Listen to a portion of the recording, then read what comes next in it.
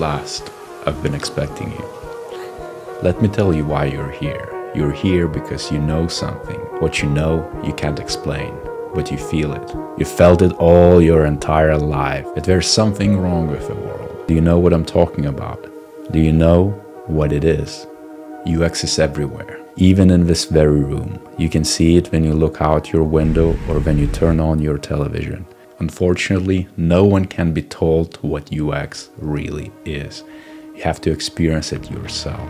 This is your last chance. After this, there is no turning back. You take the blue pill and the story ends.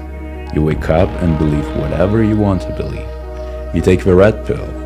You stay in the wonderland, and I show you just how deep the rabbit hole goes. Remember, all I'm offering you is the truth. Nothing more.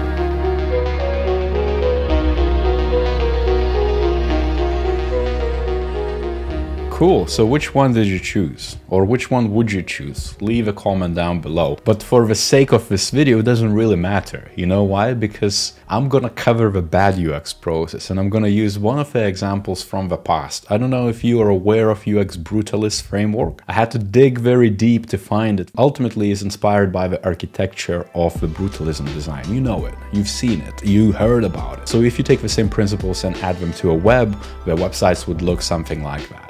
Of course, this doesn't live anymore. You can still find it by uxbrutalism.com, I think, on Wayback Machine. Usability, legibility, common sense, forget everything and you know about UX. So it immediately starts on a good note. And this is what I like about this. I used this in the past in a lot of different presentations to show this is how not to do it. And this is exactly that, because a lot of teams, especially if they never worked with UX, would employ this framework. And it's basically, you have an idea and you jump immediately to executing it. It's the opposite of what good UX should be like. Because if you would actually outline of how this should look like, you would of course start with some opportunities or an idea, a hypothesis that, hey, maybe this is where the issue is and we can improve it to arrive at something better. And then you would do research, you would arrive at a lot of ideas, you would prioritize them and only then go to execution. So there is a lot of steps missing here. You would never do this in real life, but majority of the teams out there do. And especially which have like crappy products or services, there's going to be a lot of people who are just going to jump in the immediate something which they know about. That leads to fixation, limited opportunities, not considering of the users. They usually come from a business perspective or feasibility, technical perspective, but not so much from UX. So if you want to fail, do this. Step one is to throw elements on the screen without worrying too much about how we work together. Why do you even need hierarchy? And just let the elements flow and make the justice, like make your users work ultimately and think a lot. And the user flows are also hilarious, where you know you have a home, you click a link or you exit the page. Simple as that. No need to overthink, basically. No need to consider what the users actually need, what their day-to-day scenarios look like. If they take any journeys, do they have any jobs to do? Like, what tools do they use? Is there anything painful? Are there any opportunities which you can double down and immediately, you know, add some low-hanging fruits? None of that matters. And a bad UX here would be taking verbatim this: don't overthink your flows, or don't overthink what the users actually go through or is experience.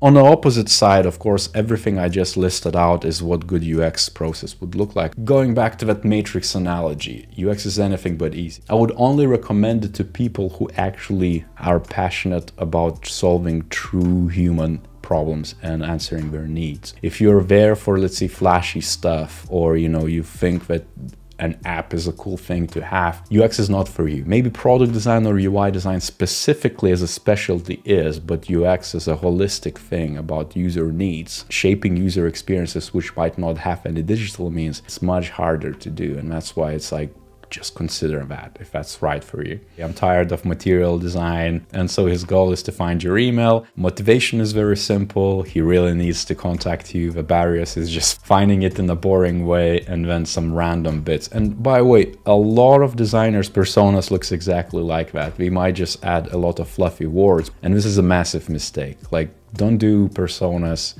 if you end up with something like that, even if it's richer or more visual. Don't inform any decisions, or you don't use it somehow to communicate with your team. There is no point to do that. You could just skip it and just work off of your, like, you know, synthesis from the research. Hopefully you're doing your research. Because if you don't do user research and you jump immediately into solutions and just test your crappy ideas, you risk a lot. And risk management is a big part of UX. Why, let's say, businesses need UX to begin with. The user stories. As a user, I want to visit this website so that I can see it. Brutalist user testing. Where would you click on this screen? I guess here. And this is quite painful actually to look at this, because a lot of user testing is being done like that. If you want to do justice to your ideas and your prototypes, make sure to define some tasks. Make sure to add some structure to your testing so that you can evaluate it. Again, I keep banging on this usage of framework like, let's say, Pure Score.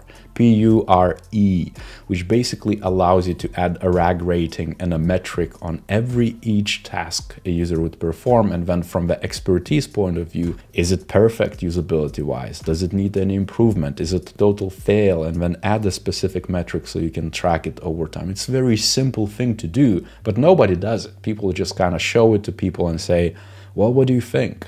Is it desirable? And of course, people are going to be like, yeah, it looks great, yada, yada, but you cannot really action that. You cannot really be specific. You're going to take too much risk. And of course, it's really easy to summarize bad UX in just one YouTube video in a few minutes. You would need hours upon hours to learn the true UX and how good UX looks like, because there's just so many methods. But if you're interested in that, stick around. Make sure to subscribe to this channel. Check other videos. I have over 400 videos on UX. A lot of it is about career development, tools of the design, and, you know, different methods and strategies. Do let me know in the comments as well what you want to see. What are you stuck with? I'm happy to answer a lot of different questions. And so on that note, go and design something.